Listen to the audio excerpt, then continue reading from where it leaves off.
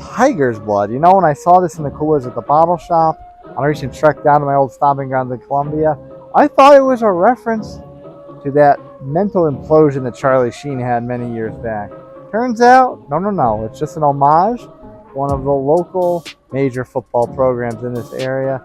I'll tell you which one, and I'll tell you how to be old-fashioned like me, with some swag from Land Pirate with a discount code. We'll do all that with the strawberry, watermelon, and coconut sour from Snafu right after the theme song.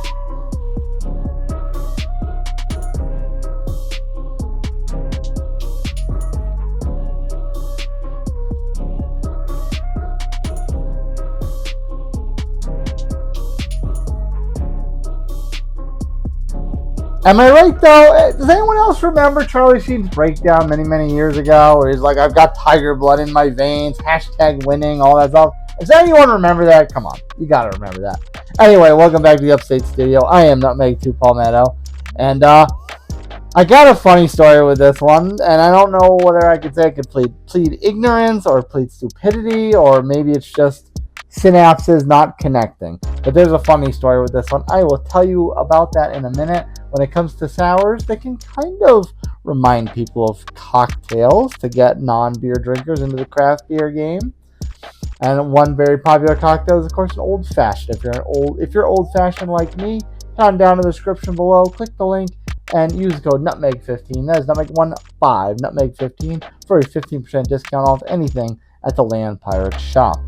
So this is from Snafu. It is called Tiger's Blood, and yes, I saw it, and I immediately thought Charlie Sheen, or maybe, what was her name? Carol Baskin from that Netflix Tiger show, whatever it was. I forgot what that one was, too.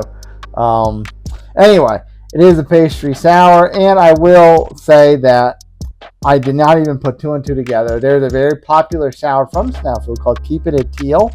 It is everywhere. There are two sours. Well, one's a seltzer, I guess, technically. But there's two of that kind of variety of drink that are everywhere around here in Distro. One is the Blue Quencher from Low Tide. It looks, tastes, and mouthfeel feels the same as a Blue Powerade. The other one is Keeping It Teal. It's like this turquoise, bluish green type of sour. It's pretty good, but it does kind of, when you have a lot of it, you definitely want something different. It's pretty good, but you definitely have a limit on them. But anyway, I just thought Keeping It Teal was just a funny reference. It turns out that beer is an ode to Coastal Carolina. They have the Blue Field out in Myrtle Beach, and they're if you follow college football, you know that they've been pretty decent of late, Coastal. So I didn't even put two and two together.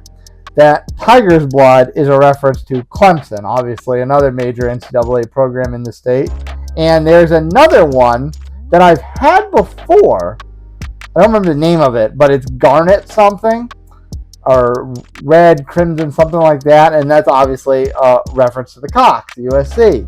So I never even put two and two together that Snafu was making all these beers for all the local major NCAA football players. Never even put two and two together.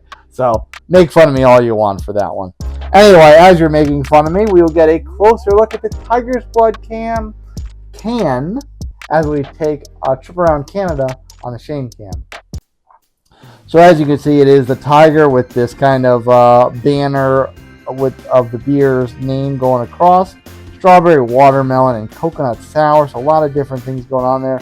It is 5% on the nose. Keep cold and drink fresh. SnafuBrewingCompany.com. Brewed and packaged by Snafu in North Charleston, South Carolina. I have been to the Snafu tap room a few times.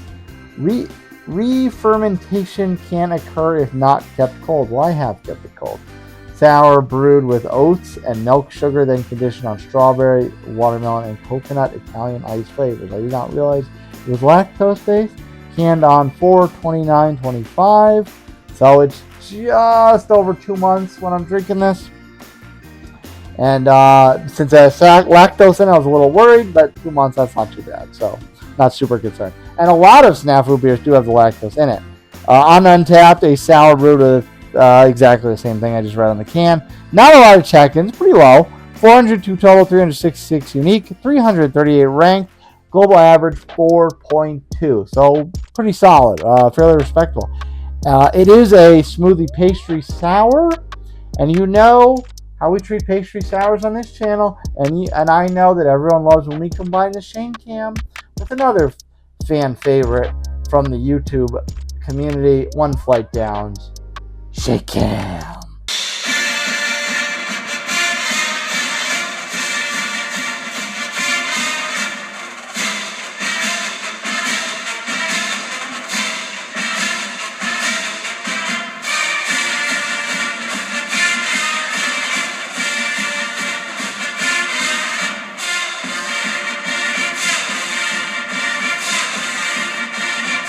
Ha! All right, let's calm that down a little bit. Give it a tippity tap. I will say, I see the style. I had to do a shake cam, but seeing the pictures on Untapped, I don't necessarily know if a shake cam was necessary. But you know what? Pastry sour, we do it anyway. All right, pray it doesn't explode on me. Bit of an active shakluk there for One Flight Down. And it's one of those reviews that's full of shout-outs because I'm using my Full Multi-Alchemist glassware, which I have not used in a while. That's why I decided to use it for this one. Yeah, it doesn't look like it's super thick, and the head's dissipating quite quickly, almost instantaneously, actually.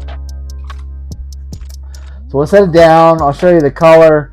It's got this kind of kiwi, almost ruby red grapefruit type of hue to it. Head's already gone. Wow. Wow. Let me tell you. I have smelled coconut in beer before, and I like coconut.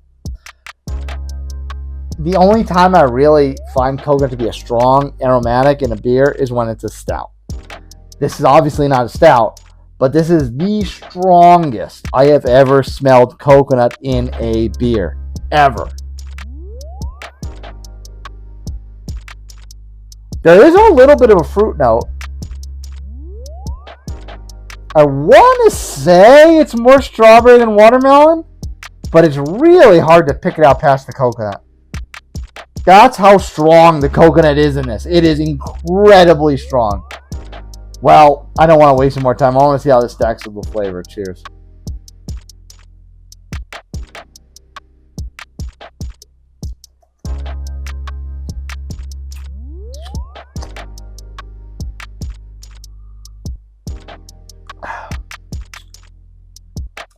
Coconut is very, very present on the flavor. It's creamy. It's got a full body.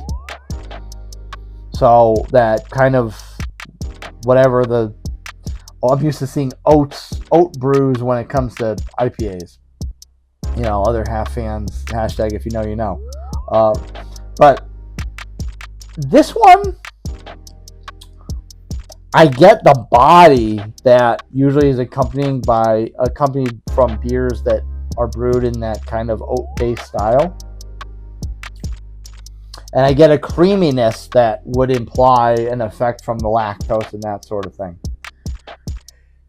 The creaminess and the coconut really drown out any fruit notes in this. I would actually like some fruit notes just to cut it a little bit. It's not as thick and heavy as you would think. And there is a little bit of I don't want to say spritziness, but there is a little bit of an effervescence to it.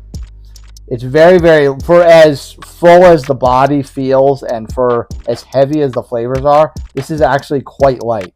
So I guess the fruit notes, whatever it may be, watermelon, strawberry, are cutting it, but cutting it in a sense of not making it feel so heavy, not cutting it in the sense of having an effect on the flavor, if that makes sense.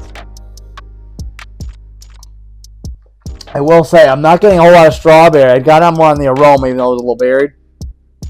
But if I get anything on the flavor, it would definitely be more the watermelon than the strawberry.